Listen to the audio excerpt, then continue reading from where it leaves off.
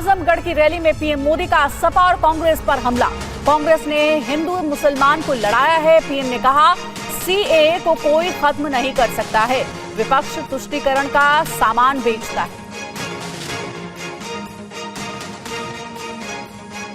सपा, कांग्रेस और इंडी गठबंधन वालों ने इनके साथ क्या किया? इन्होंने सीएए के नाम पर ऐसा झूठ का पहाड़ खड़ा कर दिया, ऐसा झूठ चलाया। सपा कांग्रेस जैसे दलों ने यूपी सहित पूरे देश को दंगों की आग में झोंकने का भरपूर प्रयास किया। आज तक ये इंडी गठबंधन वाले कहते हैं कि मोदी ये जो सीएए लाया है ना, जिस दिन मोदी जाएगा ये सीएए भी जाएगा। भाइयों बहनों, क्या इस देश में अब कोई माई का लाल पैदा हुआ है जो सीएए को खत्म कर सके? और चलिए अब बात करते हैं इंडिया गठबंधन के दावों की। बीजेपी 140 सीट के लिए तरसेगी, यह अखिलेश यादव की तरफ से निशाना साधा गया।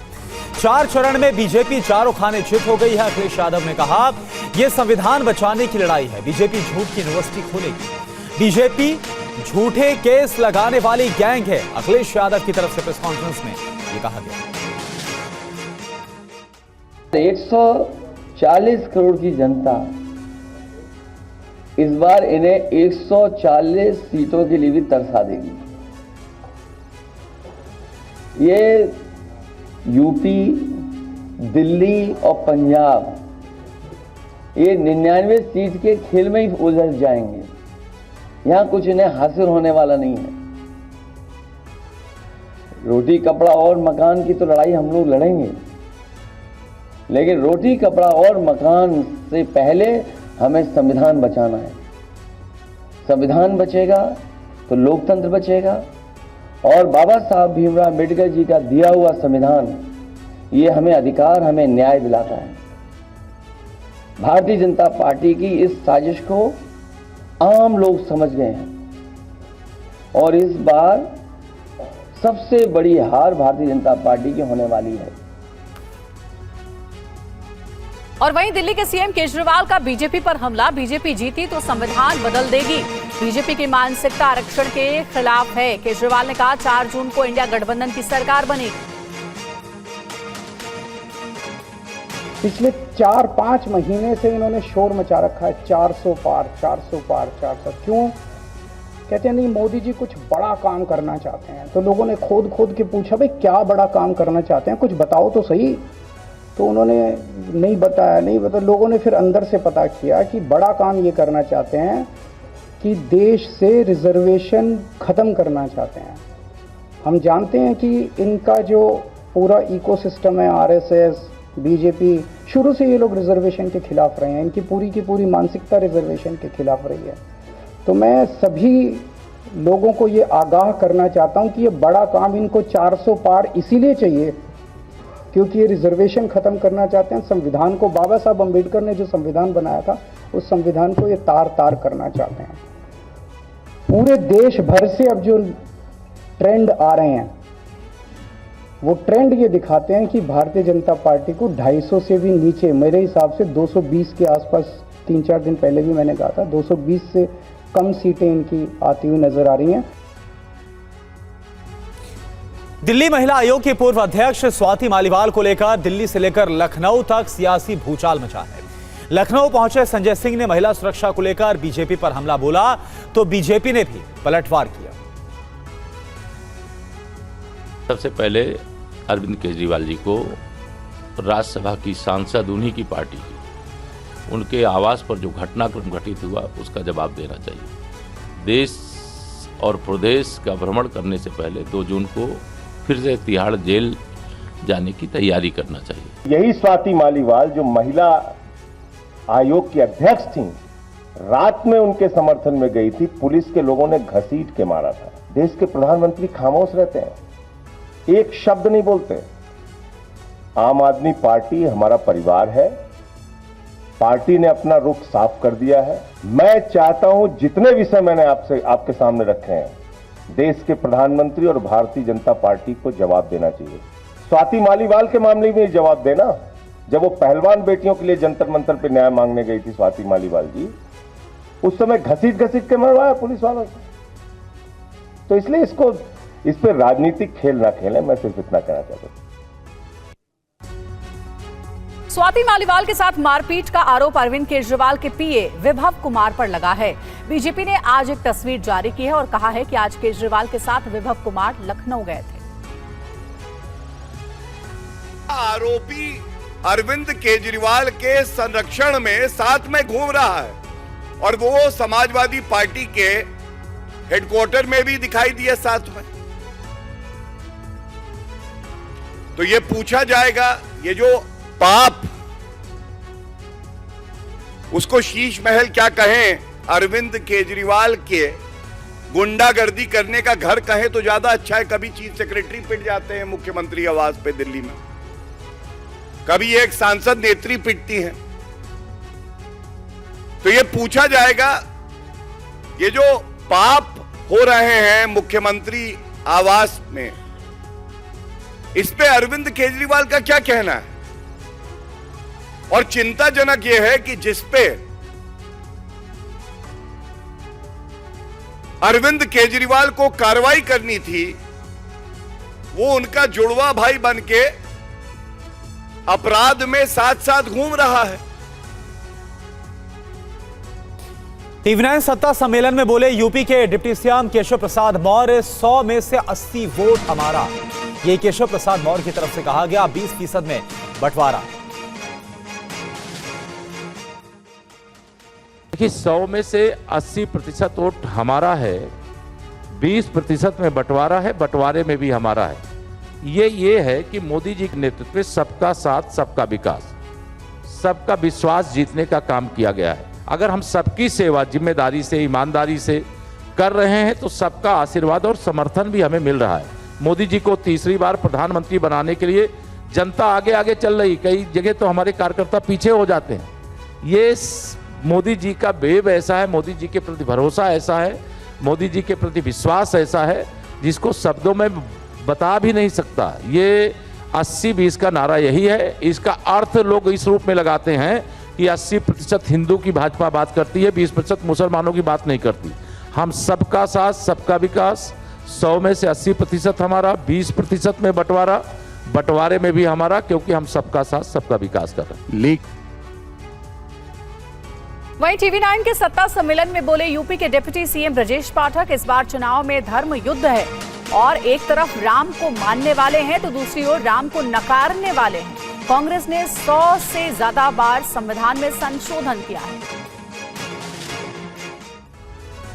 धर्म युद्ध ये है कि सामान्यतः जो विचारधाराएं चुनाव में काम कर रही हैं, एक विचारधारा यह है कि प्रभु रामलला का भव्य मंदिर निर्माण करने वाली टीम है। एक तरफ वो लोग हैं जिन लोगों ने प्रभु रामलला के अस्तित्व को ही मानने से इनकार कर दिया था। सर्वोच्च न्यायालय तक में उन्होंने इस बात का अपने वकील के माध्यम से कहा कि प्रभु रामलला अयोध्या में हुए हैं कि नहीं हुए हैं, ये काल्पनिक है, इसका कोई तथ्य या प्रमाण नहीं है। और दूसरी तरफ जो उनके समाजवादी पार्टी कांग्रेस का जो गठबंधन प्रदेश में है, समाजवादी पार्टी के जब सरकार प्रदेश में थी उसी समय कार्यसेवकों पर गोली चली थी।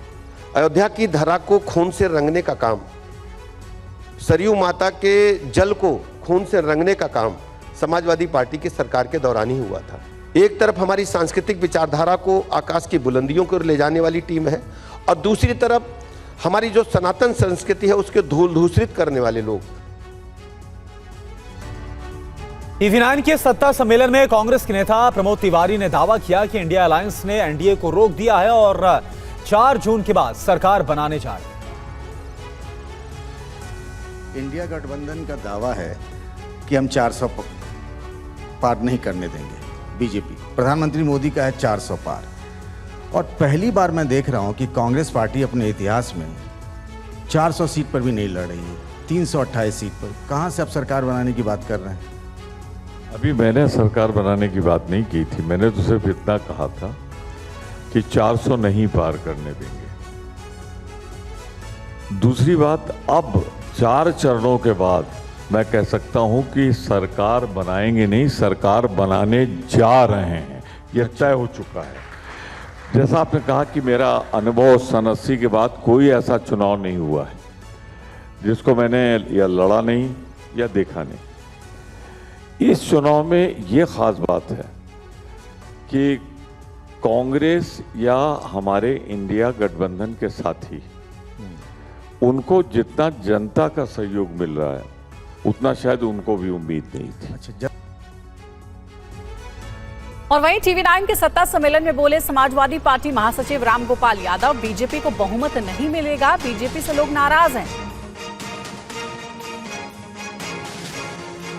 आप मुझे ये बता दीजिए कि अभी 4 चरण के बाद साइकिल की स्पीड कैसी है, क्या अनुमान है आपका? देखिए, एक तो ओरिजिनल स्पीड होती है किसी भी व्हीकल की, चाहे साइकिल हो चाहे और कुछ हो, लेकिन जब उसमें पीछे से एक्सटर्नल माने पब्लिक भी धक्का लगाने लगे स्पीड बढ़ाने के लिए, तो स्पीड तो बढ़ती जाएगी। स्पीड तो प्रथम चरण के बाद लगातार बढ़ रही है और 7वें चरण तक वो स्पीड ऐसी होने वाली है और हो चुकी है अभी तक, उसको पकड़ना बीजेपी वगैरह किसी के बस की बात नहीं। तो ये बताइए मुझे कि जो साइकिल है उसको पंजे ने कैसा पकड़ रखा है? नहीं, पकड़ नहीं रखा है, पंजे को लेके चल रही साइकिल, पंजे को लेकर चल रही है साइकिल। बीजेपी कह रही है कि पहले 4 चरण में ही 270 वो पार कर चुके हैं, अब 400 की ओर बढ़ रहे हैं। बीजेपी कह रही जी, उन्हें ये पूछिए कि पहले 4 चरण में उत्तर प्रदेश में कहाँ कहाँ खाता खुल रहा है।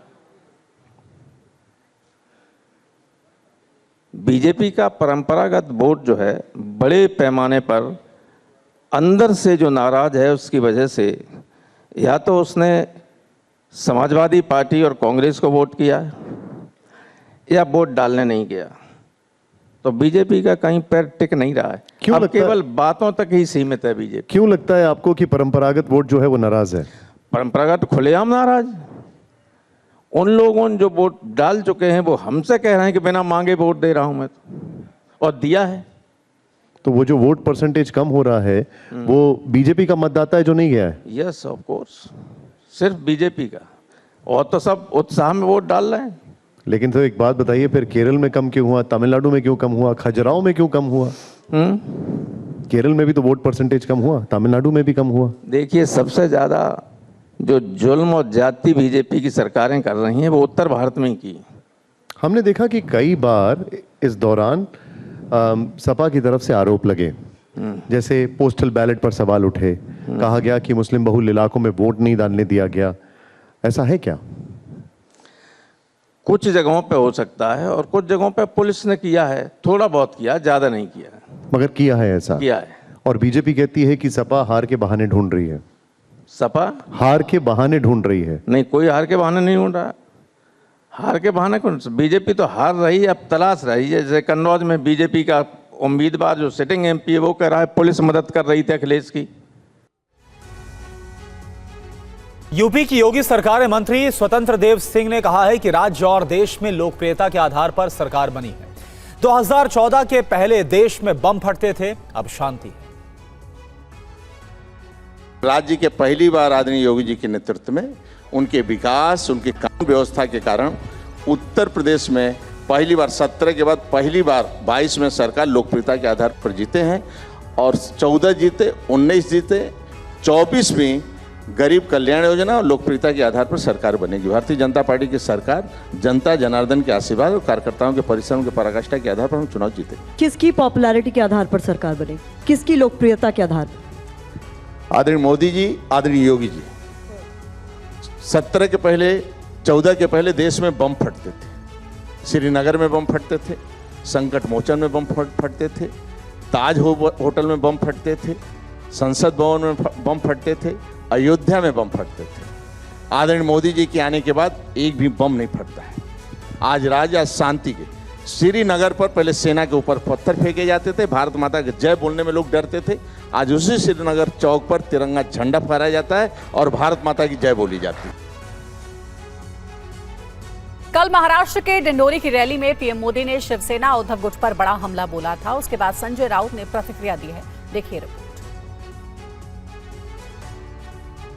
शिवसेना उद्धव गुट के नेता प्रधानमंत्री मोदी के उस बयान पर बिफरे हैं जिसमें उन्होंने उद्धव गुट की शिवसेना को नकली शिवसेना बताया था। पहले सुनिए पीएम मोदी का वो बयान। ये नकली शिवसेना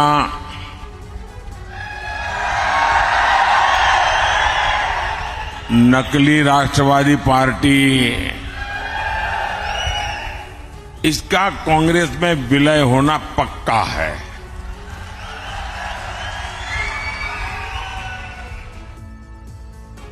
पार्टी नेता संजय राउत ने आरोप लगाया कि महाराष्ट्र में शिवसेना को तोड़ने का काम तो बीजेपी ने ही किया था। चोरी की ये मान्य किया। ये कैसे लोग हैं जिस पार्टी चोरी की? चोर कौन है? चोर को मदद किसने किया? चोर को मदद करने वाले प्रधानमंत्री, गृहमंत्री, चुनाव आयोग। कल महाराष्ट्र के डिंडोरी में पीएम ने कहा था कि लोकसभा चुनाव के बाद उद्धव गुट का कांग्रेस में विलय हो जाएगा। दिल्ली में लोकसभा चुनाव प्रचार के लिए उम्मीदवार दिन रात पसीना बहा रहे हैं और विरोधियों पर हमला भी बोल रहे हैं। कांग्रेस और बीजेपी नेताओं में बयानबाजी और तेज हो गई।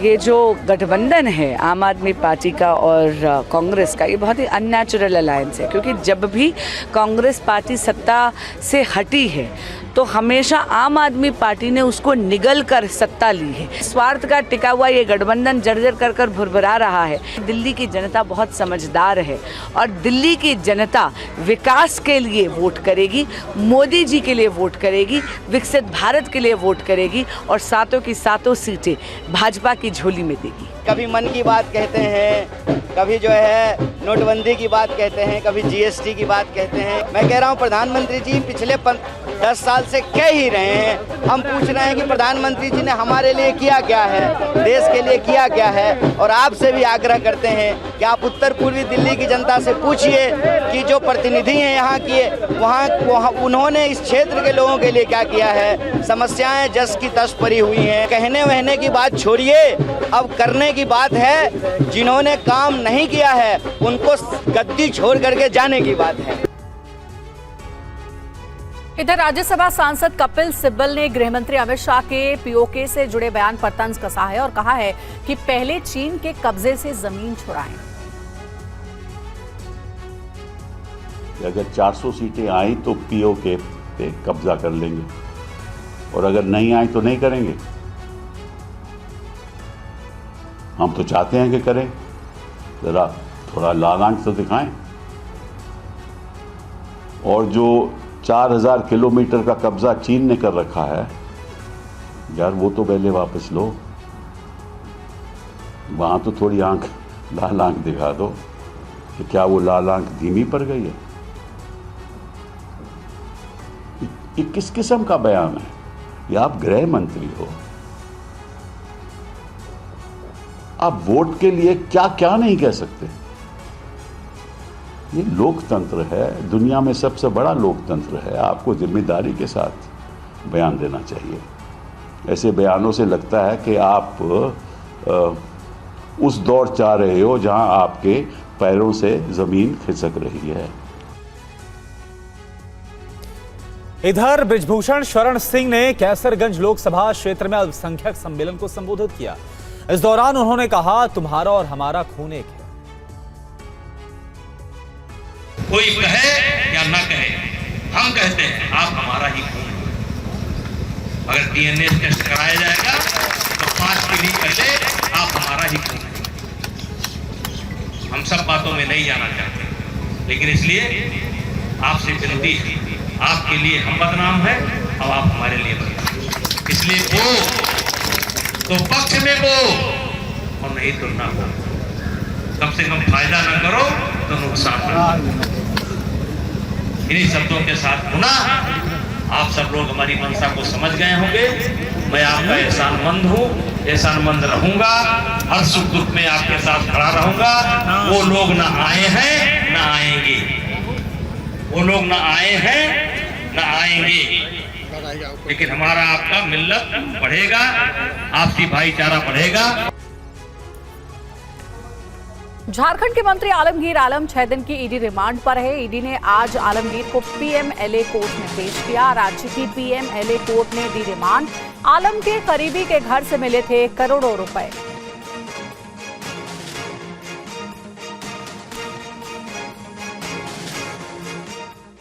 ईडी ने आलमगीर आलम को पूछताछ के लिए बुलाया था और आरोप है कि आलमगीर आलम पूछताछ में ईडी का सहयोग नहीं कर रहे थे, जिसके बाद कल रात ईडी ने उन्हें गिरफ्तार किया। हेमंत सोरेन के बाद आलमगीर आलम झारखंड सरकार के दूसरे मंत्री हैं जिन्हें ईडी ने भ्रष्टाचार के आरोप में गिरफ्तार किया है। दरअसल आलमगीर आलम के सचिव के नौकर के घर से 37 करोड़ रुपए बरामद हुए और इसी सिलसिले में ईडी उनसे पूछताछ कर रही थी। अब ईडी को लगा कि आलमगीर आलम जांच में सहयोग नहीं कर रहे, उन्हें गिरफ्तार कर लिया गया। गिरफ्तारी से एक दिन पहले ईडी ने उनसे करीब 10 घंटे पूछताछ की थी। आलमगीर आलम की गिरफ्तारी के बाद बीजेपी कांग्रेस और इंडिया गठबंधन पर हमलावर है। झारखंड में the great corruption premier league का टूर्नामेंट चल रहा है। कैप्टन तो पहले ही जेल में, हेमंत सोरेन तो पिछले 3 महीने से जेल में है और जो वाइस कैप्टन थे, नंबर 2 थे कैबिनेट में आलमगीर आलम, उनका भी कल विकेट गिर गया। तो ये जो डेयर डेविल करप्ट टीम है ना, अब इसके एक एक खिलाड़ी उखड़ते जा रहे हैं और हमें लगता है वो दिन दूर नहीं जब पूरी की पूरी कैबिनेट इनकी सेंट्रल जेल रांची के भीतर होगी और शायद इनकी अंतिम जो कैबिनेट हो, सरकार खत्म होते होते, वो होटवार के सेंट्रल जेल में ही हो। और वहीं मंत्री आलमगीर आलम की गिरफ्तारी के बाद सियासी बयानबाजी भी बहुत तेज हो गई है। कांग्रेस बदले की भावना से कार्रवाई का आरोप लगा रही है।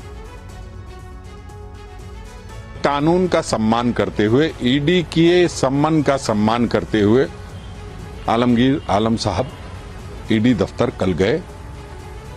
दिन भर उनसे पूछताछ की गई, फिर आज दिन भर पूछताछ की गई, फिर अचानक से गिरफ्तारी की खबर आती है। प्रधानमंत्री जी भाषण देते हैं, उसके बाद गिरफ्तार किया जाता है। तो इसमें एक राजनीतिक बू आती है। इन लोग को गिरफ्तार करना ही चाहिए। हम तो केंद्र सरकार से अनुरोध करेंगे कि जो लोग भ्रष्टाचार के मामले में गिरफ्तार हो रहे हैं, त्वरित सुनवाई होना चाहिए, इन लोग की संपत्ति जब्त होनी चाहिए और वहाँ अनाथालय बनना चाहिए, दिव्यांग भवन बनना चाहिए, जिससे वर्तमान पीढ़ी अनुप्राणित हो सके कि इन राजनीति के भ्रष्टाचारियों के कलेजे पर चढ़ करके कानून कैसे काम करता है, इसका एहसास हो जाएगा।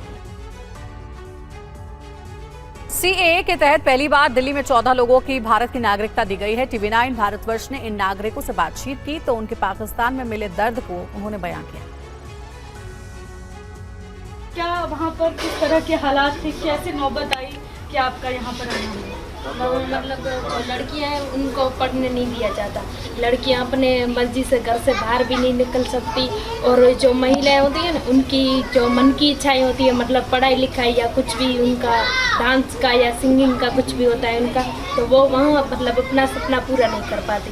वहाँ पे हमारे को बहुत दिक्कत थी। वहाँ पे सही से कुछ काम नहीं कर पाते थे और वहाँ पे मतलब लूट मार बहुत वहाँ पे होती थी। मतलब वहाँ पे लोग है ना, वो सुरक्षित नहीं थे। मतलब रात को भी वहाँ पे लुटेरे आते थे, लूट के चले जाते थे। मतलब सही से हम सो भी नहीं पाते थे और भी बहुत दिक्कतें थी, काम करने में बहुत दिक्कतें थी। इसके लिए यहाँ पे आना पड़ा और हमारी पहली बात तो बीवी बच्चों की इज्जत भी वहाँ पे नहीं थी। अच्छा, इज्जत नहीं थी। हिंदू जो लोग हैं उनके साथ वहाँ कैसा बर्ताव होता है, आप लोगों के साथ कैसा होता था? वहाँ पे हिंदू के जो छोटे छोटे अभी भी बहुत लोग हैं, उनको मतलब उठा के ले जाते हैं और उनको मुसलमान बना देते हैं। अच्छा। तो अभी बहुत हालत ख़राब है वहाँ पे। मतलब अभी इतनी महंगाई है कि बात ही छोड़ दो और लोग आने के लिए यहाँ पे तरस रहे हैं, इंडिया में आने के लिए। मुंबई की खबर का रुख करते मुंबई के घाटकोपर हादसे के बाद प्रशासन अब अवैध होर्डिंग्स की जांच को लेकर एक्टिव हो गया है और इन सब के बीच घाटकोपर में मलबा हटाने का काम भी पूरा हो गया है। मुंबई के घाटकोपर होर्डिंग हादसे के बाद मलबा हटाने का काम पूरा हो चुका है और हादसे में 16 लोगों की मौत के बाद महाराष्ट्र के सीएम ने सभी होर्डिंग्स की जांच के आदेश दिए थे, जिसके बाद बीएमसी ने अपना काम शुरू कर दिया। होर्डिंग का जो बचाव कार्य है यह अभी पूर्ण हो गया है। इसके तहत माननीय मुख्यमंत्री जी ने हमें आदेश दिया है कि मुंबई के सभी होर्डिंग्स की जांच की जाए जो हमने की है, और जो होर्डिंग्स स्पेसिफिकेशन जो हमने डिसाइड करके दिए हैं तज्ञ लोगों ने, वो स्पेसिफिकेशन जैसे अगर उसमें से कोई भी डेविएशन होगा तो सब होर्डिंग को नोटिस जाएगी। घाटकोपर में ही मलबा हटाने के दौरान बीएमसी ने ऐसे 3 होर्डिंग्स का पता लगाया जो गैरकानूनी तरीके से लगाए गए थे। घाटकोपर हादसे में 42 लोग जख्मी हुए थे जिनका अभी इलाज चल रहा है। जानकारी मिली है कि घाटकोपर में तूफान की वजह से गिरे 120 फीट के होर्डिंग की बुनियाद महज 4 से 5 फीट थी और कमजोर बुनियाद होने की वजह से ये हवा का झोंका नहीं झेल पाया। और बड़ी खबर है, केजरीवाल के पीए विभव को एनसीडब्ल्यू का समन मिला है। एनसीडब्ल्यू ने कल विभव को पेश होने के लिए कहा था। विभव पर आम आदमी पार्टी सांसद स्वाति मालीवाल से मारपीट का आरोप लगा है।